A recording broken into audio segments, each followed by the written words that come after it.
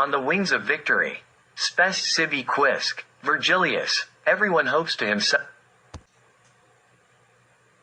My dear comrades, I offer you divine homage, to be creators and builders of the new Serbia and through it, a new world. Prepare yourselves for this endeavor with enough imagination, enough intellect, enough heart, and enough strength. The renowned Roman Seneca once said, creation demands elite individuals. And true elites are not obsessed with their privileges but with their duties, always ready to selflessly sacrifice for higher goals. Only through flames do words speak in the darkness. In the mirror of the sword, the future is reflected. Great paths lead over ruins. Glory, it is the dreadful son of martyrs. Jovan I. This victory has been achieved with great effort and sacrifice like any other victory. It is necessary to secure its foundation so that it is not stolen, as has happened to us Serbs on multiple occasions.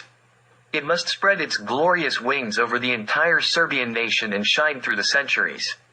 Therefore, it is necessary to show the way and determine the directions of aspirations in the present and future. While I hold the torch of the nation in my hands, follow my footsteps, but if I let it go, abandon me. Every victory brings with it certain rights and consequences. Great changes must be made as a logical consequence of new knowledge and scientific achievements. A revolution in the field of science has taken place, victory has been achieved, and it must have logical consequences. The first is a cultural renaissance of the Serbian people enriched by their great ancient culture, ideas, and concepts. The second is a political rebirth and securing their place among the society of European and global nations.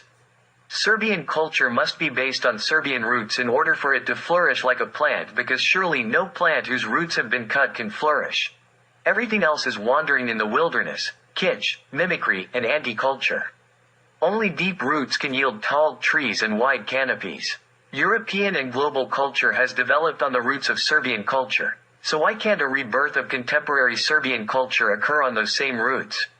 It is not distancing oneself from the mentioned cultures but assuming the original leading role in them.